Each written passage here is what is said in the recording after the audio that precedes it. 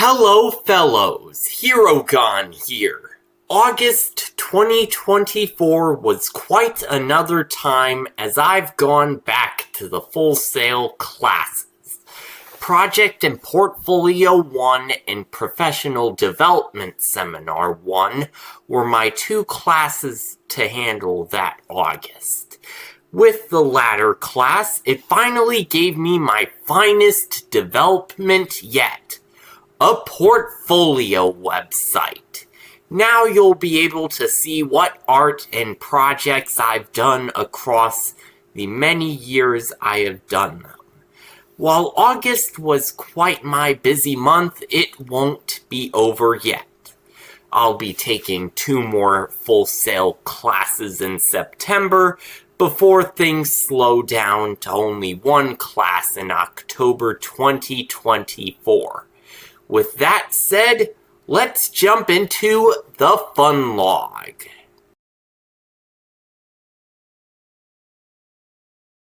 August 4th saw Sean the Bro going over match history. This included tracking data for played matches, storing data from previous matches, and improving the player profile widget. In baseGameInstance.h, we've created a new data structure called Match History Entry. This data structure holds 4 values that we track. The team mode type, our Team 1 and Team 2 character types, and is Team 1 winner. Below the data structure, we have created a new array variable of all the match history entries. Inside the GameMode.cpp, our Match 1 function has been updated to account for match history. Once our if branch of casting to the game instance is done, we create a match history entry.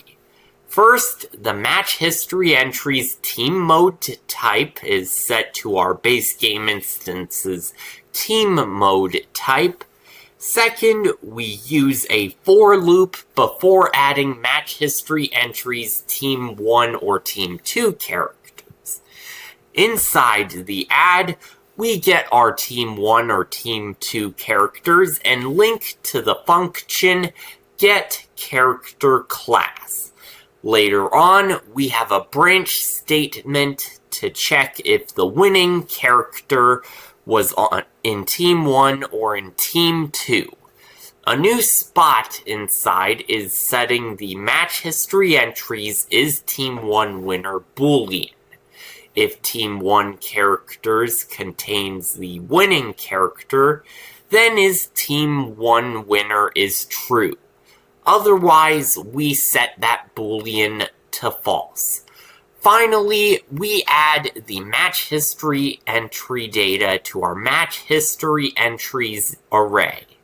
While the match history content is still a work in progress, there's always improvement coming in every week with the one and only Sean the Bro.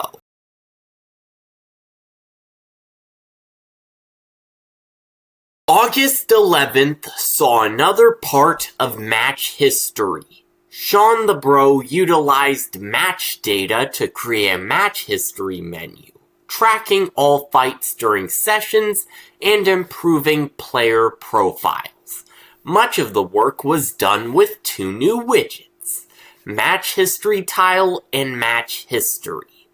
Match History Tile is where we put our info about who won the match and what characters were used on each team. We use all manner of images and horizontal boxes to design this tile, making it into anything a designer's heart desires. We need to use for each loops and switch statements to show which team characters were in the match and who's the winner. For Team 1 character types, we set brush after our switch statement, which uses our array element and finds the character type to brush map using said array element as an index. box. This determines what character image to use. On completed, we go through the same process with Team 2 character types, albeit using the corresponding Team 2 images. Finally, after the second for each loop completes, we set color and opacity on our Team 1 and Team 2 overlay images, depending on which one is the team winner. In match history, we only have the common canvas panel and a vertical box. However, the vertical box will hold all of our desired match history. In its event graph, we cast to our base game instance and get our match history entries to put in a for each loop. In the loop body, we create our match history tile widget, which has many exposed inputs. We plug the array elements break match history entry values into their corresponding variables. Then we add our match history tile widget as a child to our vertical box. And the final piece for the new match history widget lies within the player profile widget. It's as easy as adding the match history widget into the profile widget switcher, where now if we switch between the player profile categories, we can see our match history. While the logic works well, we could not save our match history at the time. However, in the future, this may change. Like I've said before, Sean the Bro's many frameworks made in Unreal Engine are ever evolving.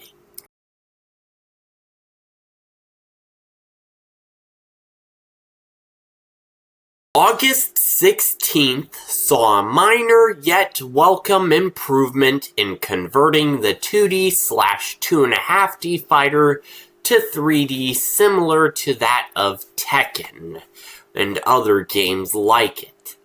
Sean the Bro added animations for walking forward/right and backward/left movement, and create a blend space for idle and walking animations. In our blend space, this allows us to have multiple animations dependent on certain values.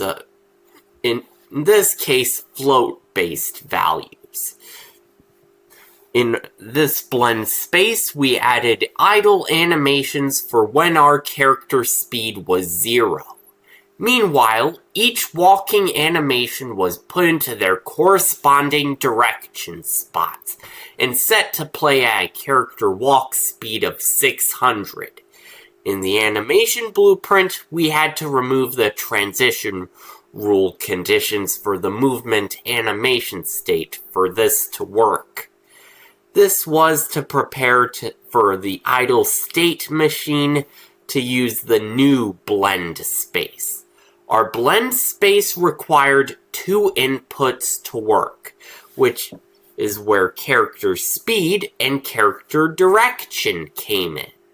While character speed has always been in the Unreal Engine projects by default, particularly any of Unreal's own templates, character direction is a new variable. Character direction uses our character's velocity and rotation to calculate direction as its input. Of course, if we want to use 3D movement, our plane constraints on the character movement component of base character blueprint had to be turned off. Not a bad time besides some wonky animations you might see for my copy for moving in the foreground and background. That, however, is my own fault. But anything can be a placeholder with Unreal Engine frameworks.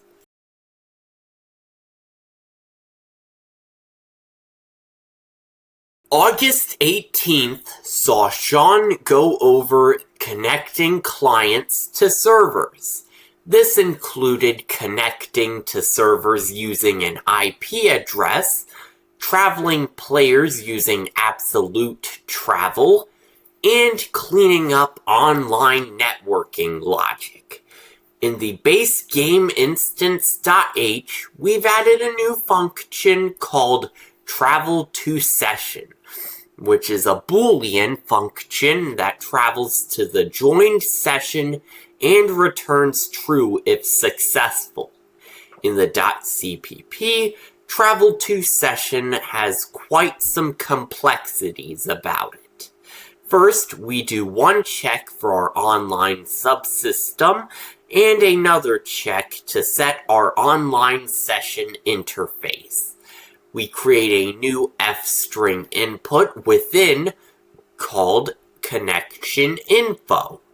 If the online session interface gets the right resolved connect string named my game session alongside the connection info, we travel the client to the server. After traveling the client to the server, we cast to player controller and get our first player's controller. We also call client travel and return a Boolean value of true. Otherwise, if the connection could not be obtained, then we only return a Boolean value of false.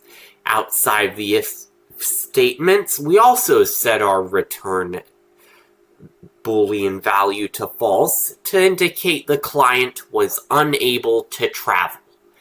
To call our new travel to session function, we need to go to the function join session completed.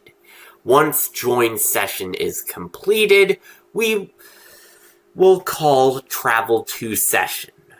With all the add-on screen debug message spots to check our traveling, I've given new IDs for those beyond 0 so I can debug and see if the logic is successful. Finally, we remove the extra session list element widgets in session list as we no longer need them.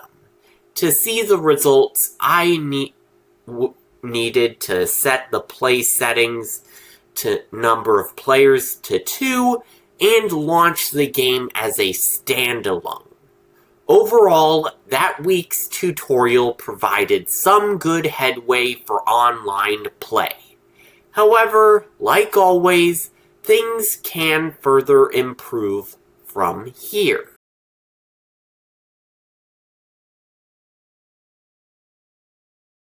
August 25th saw improvements for the pause menu.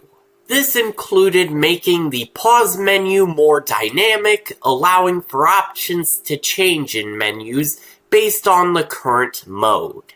Much of the improvements were done in pause menu, as the tutorial's title makes clear. In Versus pause menu, we now use a vertical box to contain all of our buttons. We've created a new button for practice settings, which will be covered later. In the event begin play, we've added new logic near the end to account for if our game mode type is not practice mode. If so, then we remove our practice settings button from the vertical box and set max selections to the children count of menu options VB. Otherwise, we only go straight to saying max selections. Another part of our practice settings button is what happens when it's pressed, where the widget will be created.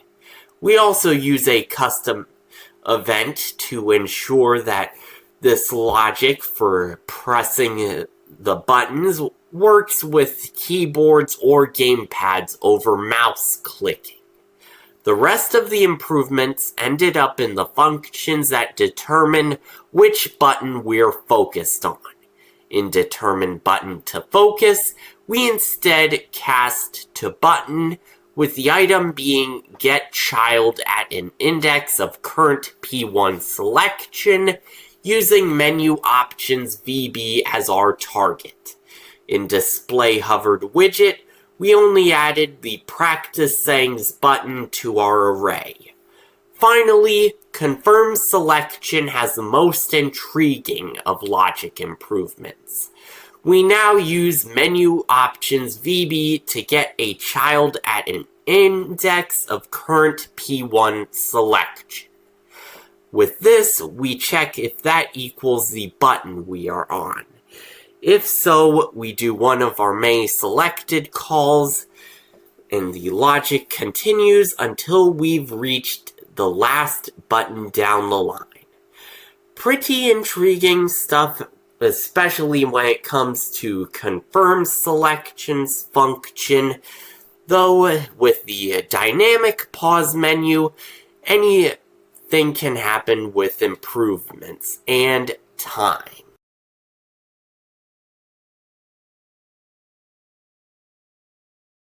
Overall, the entire month of August 2024 has been a whirlwind. From handling college assignments, it makes me wonder if I can sustain the operations I've currently been doing.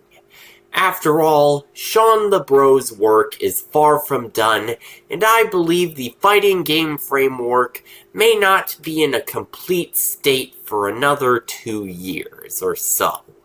However, I appreciate what the tutorial series has done for me as the Funlog files has gone through a few years.